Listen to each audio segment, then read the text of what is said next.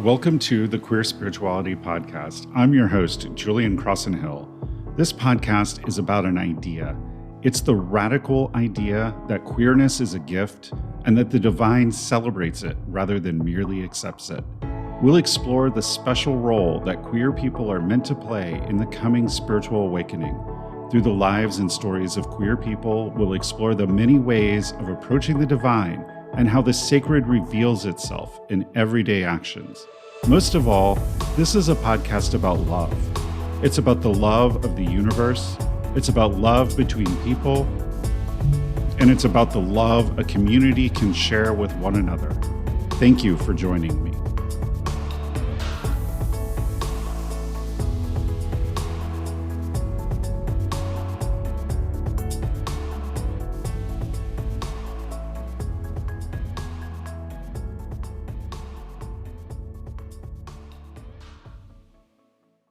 Hello and welcome to this episode of the Queer Spirituality Podcast. I'm your host, Julian Crosson-Hill, and with me I have special guest Wil Fisher.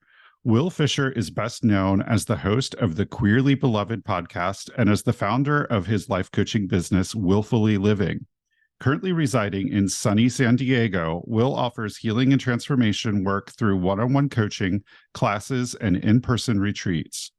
Prior to his time in San Diego, Wil lived on the East Coast, where he received his MA in Applied Theater from City University of New York and founded a company called Man Question, which offers theater-based facilitation to help folks explore their relationship to masculinity and manhood. His final acts before leaving the East Coast included serving as the executive director of Easton Mountain, an LGBTQ spiritual retreat center, and performing his solo show, Off and On Again, a story about his relationship with gender and his drag alter ego, Sylvia London. Welcome to the show, Wil. Thank you so much, Julian. Happy to be here. Yeah, it's a pleasure to have you. So one of the things I always like to start the show with is I like to ask my guests, what does queer spirituality mean to you? Yeah, such a important and exciting question. I think that the interesting thing about those two words together is that they actually have so much in common. Right? Spirituality to me is about the divinity in all that is. And queerness also is this invitation to welcome in all that is, right? We're able to embrace that which is outside of the norm. And so I love bringing sort of the welcoming of all that is from a queer, from a more physical plane, and then into the all that is in the spiritual realm. And so it just becomes this sort of celebration of all that is, the divinity of all that is. And so I think that's what excites me about those two words together the most. And then I think, to get more specific, I think queer spirituality does start to invite us into some of the ways that queer culture and queer folks have contributed, and some of the themes and areas of focus that come from queer folks, and seeing that through a spiritual lens. So to me, that looks like exploring and experiencing spirituality through the body. It looks like bringing more energy and attention to creative expression. It looks like redefining how we get to be in our relationship with spirit outside of the conformity that society has taught us we should be with spirit. So those are just a few of my initial thoughts on that topic. Yeah, those are great. And I love that you take the words and kind of bring that all that isness to it. And some of my other guests have talked about the liminality of spirituality and queerness and how they kind of fit together as well. So I think that's really interesting hearing how different people sort of piece that together. So tell us a little bit about your own spiritual journey and how you sort of arrived where you are. So I'd say I've been on a spiritual journey since birth, my take is that we all are on it. And I actually became fairly interested in it, even as a child, even though I didn't grow up in a spiritual household. I just identified with different texts that I would come across. I remember reading The Prophet at a very young age. I remember connecting with the Mormons who lived next door and being really lit up about going to their church and learning about some of their ideas. And then, coming of age and realizing that I was gay made me feel like I needed to reject some of the understanding that I had of spirituality and its association with religion. And so I took sort of a pause. And then it wasn't until I connected with the Radical Fairies when I was living in New York City, where I started to open up to a new possibility of spirituality, which was coming from this queer perspective and giving spaciousness for folks of all backgrounds and all theologies and beliefs to connect to this thing that's greater than us. And so it was in, ritual space and sort of earth-based spirituality that I sort of circled back and started reconnecting with my, I'm part Osage Native American. So started learning about that part of me and started to, really explore tantric work and started, my eyes just opened up to all this type of spirituality that was not religious based, and just got super excited and lit up about that. And then, I ended up finding my way to Easton Mountain, which I later ran. I later became the executive director. When I started there, I was just kind of on the spiritual journey and started to learn from, shamanic practices and Reiki practices. And like I said, tantric teachers came through and channelers. And so that really opened my eyes. And then I would say more recently, plant medicine has really taken what was already expanding out and kind of propelled it even more into the ethers. And so my relationship with the plant teachers has really brought me in deeper connection with spirit. Those are some of the thoughts that I have on it. Lovely. It's quite a journey, and it sounds very similar to my own. I grew up in a very unspiritual, unreligious home, but I was always really drawn to nature in particular as sort of a manifestation of the divine, which, once I hit high school, sort of discovered the nature-based and earth-based religions and kind of went that way. But what a gift the Radical Fairies have been to queer people. Like, honestly, I've known so many of them, and they're just such a delight to be around and such a joy. So I'm super grateful for the fairies as well. And yeah, I mean, I feel like I was one type of gay, and then I met the fairies and I became a whole different type of gay. I really went from gay to queer, actually, as a result of my experience with the fairies. And the way I expressed myself changed, and the way I related with people changed, and the way I related with nature changed. I mean, it was a real game changer moment for me. Yeah, definitely. I ran the Between the Worlds men's gathering for 10 years. I was one of the co-founders, and it's a large earth-based spirituality festival that for gay and bi men that's held in Ohio. And we had a lot of Radical Fairies come through, and I started that group, and I started that festival when I was in my early 30s, and I had very defined ideas of what it meant to be a gay man, and just the experience of being exposed to so many different people and their paths and how they express their gender and their identity. Really, like, I became a different kind of gay too. Cool. Yeah, definitely. So very cool. So I saw on Facebook that you just finished a retreat, and so tell us a little bit about the retreat that you just wrapped up.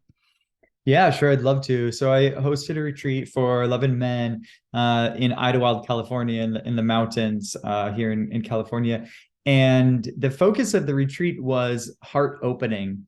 And so it was an opportunity for this group of men who, for the most part, had never met before, of many different ages, many different origins, nationalities, different levels of comfort with their sexuality, some who had recently come out, some who'd been gay for many, many years, from all over the country, came together and were invited into this heart space.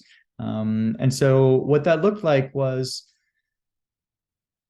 figuring out what was getting in the way of us opening our hearts and finding ways to release that, and trying on vulnerability, and trying that with these men who received each other so well and so beautifully.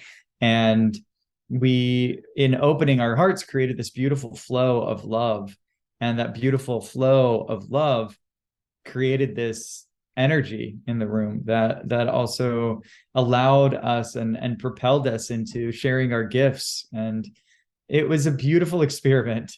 There was no drinking and no sex, no drugs, and it was just a very pure container that was very healing and created some profound transformations. Yeah, definitely. And when you take the alcohol out and all of and the drugs and everything, and get so that people just can connect without and be vulnerable without substances, allowing like dropping the inhibitions and making that vulnerability, it's really powerful. So it sounds like it was a fantastic time. And it's really needed. A lot of us have walls that we put up in the community, and we don't always connect or vibe with each other in the community as much as maybe we would like to. So I think it's important work. So will you be doing this retreat again, or are you on to something different? Yeah, absolutely. And just to touch quickly on what you said about us breaking down our walls and connecting, yeah, that's such an important piece. And what I found is that the folks were able to not quickly, but they were able to fairly quickly create that connection between each other. And then it was actually from there, we graduated and connection to self. And in planning it, I thought it'd be the opposite, but that's actually was the deeper work, was looking at self-love. And with this connection that we'd made with this in this brotherhood, we were able to be with that question and support each other in tapping in and cultivating a deeper sense of love for self. And that's where a lot of the most profound healing happened. But yeah, absolutely. I'll be hosting a retreat by that same theme in 2024, probably in the early months of 24 at Easton Mountain at the retreat center I used to run. And I'll definitely be doing it again in California next summer. So yeah, it's definitely going to stay alive, and perhaps more than that. But it was one of those moments where I recognized that all my life's experiences had prepared me to stand and hold space in that circle and to lead those men. And so when you have those moments, yeah, you want to keep doing it. You want to do it some more. You want to offer those gifts, those big gifts. Yeah. Yeah, definitely. And it is kind of that moment when you're holding space and you realize everything that you've done before kind of brought you to that place. I'm leading a retreat this October in Indiana, and my experiences running between the worlds and the different things that I've done, I feel have kind of prepared me to do that. And I think retreats are really important. So I know that you're a big fan of retreats, obviously, having worked with Easton Mountain, and you're doing retreats yourself. So what is it about retreats that, for people who maybe haven't done a retreat or aren't sure that they want to do a retreat, what is it about retreats that happens or can happen at a retreat that you don't get in other modalities? Yeah, sure. Yeah, and this retreat I did in Idlewild was a group retreat, and that's a certain medicine, right? When you come together with a group, and a small group, and then a big group is a different kind of medicine, right? Something that I offer more regularly, I just offered one this past weekend, is my one-on-one personal retreats, and that has its own unique medicine. But what is a common thread for all of them is this movement away from your default settings. So you are no longer in the comforts of your home, where you might be Zooming, because I do work with a lot of folks on Zoom, but this is outside of that, and you're in this new setting. And so immediately that creates a helpful imbalance, where you are more open and more aware, and you can try on new ways of being. And so I feel like that is a big piece of it, is getting out of your typical space and into this new space, which ideally has a lot of nature, has a lot of softness and spaciousness and comfort to support the nervous system to regulate and drop in and feel safe and secure, to then reveal the things that want to be revealed, release the things that want to be released, and start stepping into more fullness of yourself. So yeah, those are some of the thoughts. The other piece I think is sometimes it's also the pressure cooker piece, right? It's like, because you're not in your space, there's something less comfortable, even it might be the most comfortable bed and all those things, but it's different, right? Or you're with a group of men that you've never met before. So you are, simply by being out of your default settings, already touching the edge of your comfort zone. And so much of the work, I imagine, that you and I both do is about supporting people to find the courage to tap that growth edge and to get past it and out of their comfort zone in order to experience and discover parts of themselves that they don't usually have access to. So I think retreats really serve for that purpose as well. Yeah, I would totally agree. When I started doing, when we did Between the Worlds, it was what, like 10, 15 years ago. It was a long time ago, actually more like 20 now that I'm kind of dating myself. But and where we did it, it was a camping retreat, and where we did it, there wasn't really even phone service, and so people had to unplug. And I think that is also the really powerful part about a retreat, is you don't have your daily routine and your schedule anymore, and you don't have the phones going off, because hopefully you've stashed them in your room and you're going to different activities and things, and you're not on the clock. You're not like doing that, going through the routine that you have. And it really sort of puts you in this sort of liminal space where you can really discover a lot about yourself. And I love that you mentioned at your retreat how that connecting with each other came first, and then connecting with self, because it's a really interesting dynamic that happens with that. Yeah. Thanks for mentioning the distractions piece. That is such an important part, that so many of us are so caught up in the distractions that lead our lives, and to have time that is dedicated to actually taking that inward look, to go inside and see how you're doing, and see what's working and see what's not working, and see what has room for change and for growth. It's so precious, and it's something that so few people take advantage of. So that in itself is so valuable, to leave the distractions behind and to have that intentional space to look inward. Yeah, definitely. And I'm one of those people that has a smartphone that's always going off. And so I personally appreciate the opportunity to ditch the phone and the distractions. So nice. Yeah, definitely. So with your retreats, tell us a little bit about the one-on-one retreats. What happens at a one-on-one retreat, and why would someone need or want a one-on-one retreat? Yeah, it's something that I've started offering more recently, and I just get to play with all my tools in my tool belt, which is really fun for me. So, I'm a coach, and I do a lot of coaching online, but when I'm in these spaces, when people come to my space, I'm able to use shamanic practices and breath work and Reiki and movement and drama therapy and singing and all the different ritual. A lot of times I take people into the ocean, or if they need it, I take them to like a hot yoga class, or things that they don't normally do in their day-to-day, but they get an opportunity to find out that they are capable of some of these things.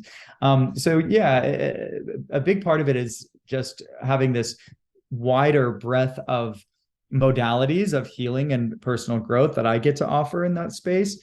But what I find is that it just propels the healing and transformation path in such a dramatic way. So I love doing it if I'm working with a client for a while. I love doing it at the start of their program, and then we just like have a really big head start. This last weekend though, is funnily, it didn't work out time wise until the very end.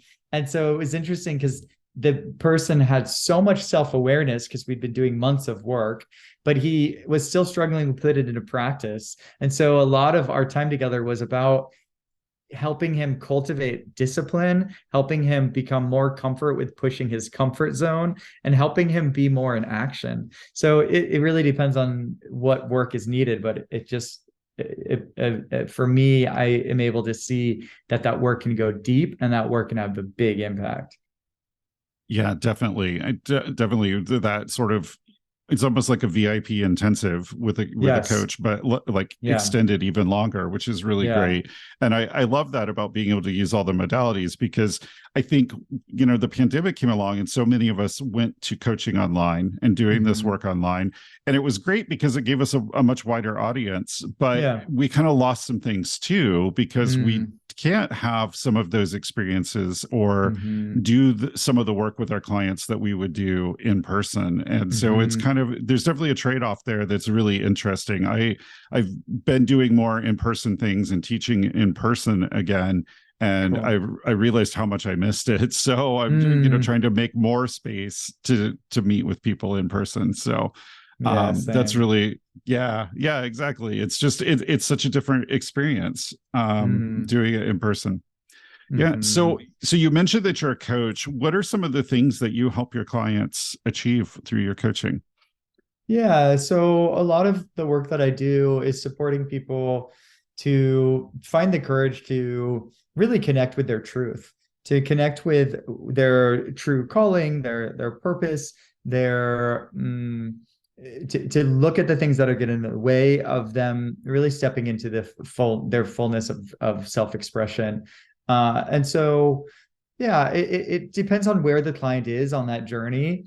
Sometimes it's supporting them to take baby steps to just regulate and to have the world occur as less stressful and anxiety provoking.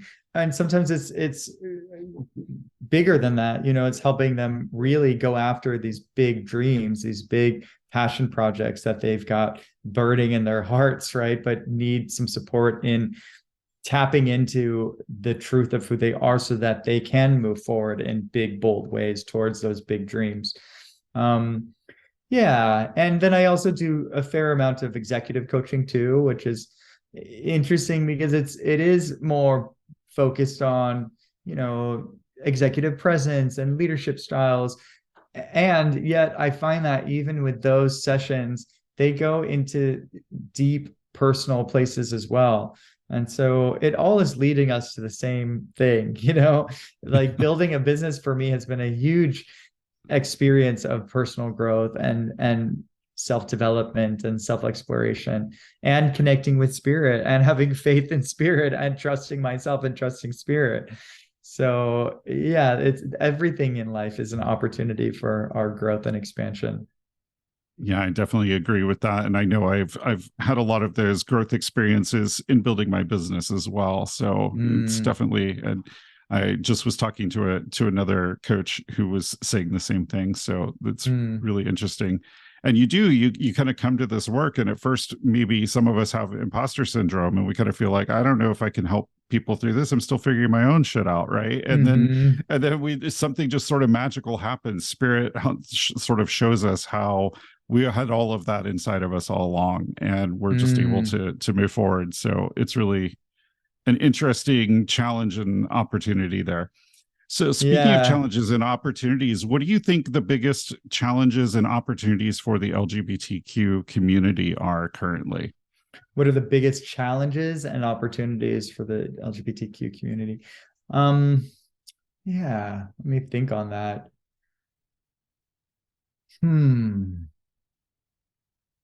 I mean, I'm aware of, the more recent stuff that's been going on with drag queens under attack, and as someone who is a big fan of drag, who does drag myself, that really got under my skin.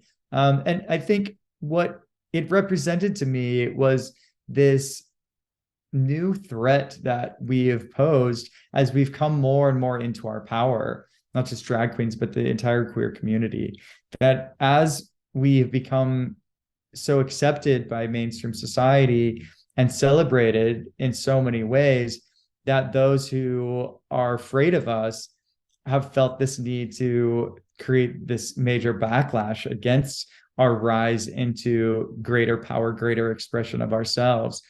And so I think that's what we're being met with right now, is these really scared people who are doing anything they can to stop this momentum that's already happening, that's too late to stop. And so I think that when you have really scared people trying really hard to stop something, that sometimes becomes really dangerous. And so, you know, I'd say that is in many ways one of our biggest challenges, is that we do have people who are potentially going to attack us and who, you know, are already attacking us. And so how can we be with those attacks in a good way, you know? And I think that's still something for us to figure out, is how do we fight back in a way that's true to our ethos and our moral compass. I think that's a challenge that could create a lot of growth as well. Yeah, definitely. I think so. And I think a lot of that, you mentioned us coming into our power and more mainstream, but I also think it's about queer people aren't willing to be silent or invisible anymore. And that really terrifies some people, that we won't just stay in the closet. Yeah, that's true. Yeah, absolutely. The other thing, I interviewed Don Kilhefner, and really he brought to my attention some of the passivity that has come amongst the LGBTQ community and amongst everyone, in a way, that because of consumerism and because we live in this capitalist society, there's a bit more of a detachment to the cause. And so we almost feel like we outsource the work to these nonprofits or to these politicians, instead of back in the day where gay people would really show up and be out on the streets demanding their rights. That this infliction of consumerism and capitalism and, you know, colonialism, that has made us less of a player in our own movement towards full acceptance and equality. And so that's something I just want to touch on too, is I think it's an important thing for us to start to look at and figure out how, not necessarily going back to the old ways of how we would stand up for ourselves, because there must be a more evolved way, I imagine, because everything's evolving, but that it can't just be us watching on, you know, Facebook and maybe commenting here and there. Like, how do we take a more active role in what is a fight, you know? Yeah, I'm glad you brought that up, because, you know, I came out in the 80s during AIDS and HIV and the how widespread it was, and there definitely was a lot more activism as, you know, coming out into that culture. Everyone was talking about protests and activism and what do we do and how do we stand up. And now there is that sort of complacency, and there's also disturbingly kind of this attitude sometimes among, in particular, white gay men, that, well, you know, I'm mainstream, so we don't have to worry about the rest of the community. And so we kind of also sometimes forget our privilege. And so I'm glad that you sort of mentioned that. Thank you. Yeah. So wonderful. Well, as we're sort of winding down our time together, I'm curious, what sort of parting words of wisdom or what advice would you give to listeners about, you know, just about doing this work and really getting in touch with who they are and sort of owning that, since that is the work that you do? Yeah, I mean, I think what I'm present to, especially in the wake of the retreat, the Hearts Alive retreat, is the power of connecting to the heart, and to know that most of us, because of things that have happened in our lives, have inadvertently closed our hearts, and we keep them closed because we think that's the safest way to walk through the world. And perhaps it is, and perhaps it's not the best way to walk through the world. And perhaps there is a way to walk through the world with more of an open heart, with more vulnerability, in a way that is still safe. And so to bring some curiosity to that, how open or closed is my heart, and what could I do to help it become a little more open? What could I do to feel safe to open it a little more, and to invite that opportunity, that possibility in, and see if the love starts flowing? Because when it does, when we do find those ways to open our hearts and access that love flow, so much is possible. So much healing and so much growth and so much expression and so much energy. And so, yeah, that's what I would like to leave folks with, is see what courage you can muster to open your heart a little more. Something that one of my teachers, Joe Weston, taught me was to upgrade our switch from our heart is closed or our heart is open, like an on-off switch, to a dimmer switch. And so in every moment, it's like, well, how open can I bring this dimmer switch up, and then to test that out and see how that feels. Yeah, that's a great analogy, the dimmer switch. That one will stay with me for a while, I think. So yeah, thank you for that. Yeah, absolutely. Yeah. So how do people learn about your retreats, follow you, keep up with what you're doing? Yeah, sure. So yeah, my website, wil-fullyliving.com. So Willfully Living. And then my podcast is Queerly Beloved. And yeah, I'd love to connect with folks. I'm grateful to connect with you. I love that we both are talking about this stuff. I think more people need to be talking about it. And so, it's a total pleasure to have these like-minded minds and hearts come together. So thank you for this time. Yeah, absolutely. And I'm so glad that we were able to make this time and have this conversation. So thank you for being here and for the work that you're doing, because this is important work. Yeah, you as well. Thank you, Julian.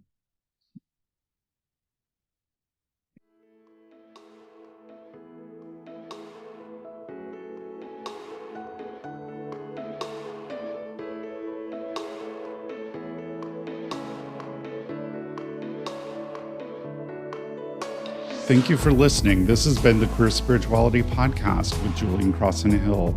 If you enjoyed this show, please consider leaving a rating on whatever site you get your podcasts at. Rating the show allows other people to discover it and be exposed to these ideas around queer spirituality. You can also find my blog and past episodes of this podcast at www.queerspirituality.net. That's www.queerspirituality.net. You can also there find links to the Queer Spirituality Facebook group, my various social channels where you can get involved in the discussion or send me your feedback or questions or things you'd like to hear on the show. Thank you again for listening and for your support. Bright blessings.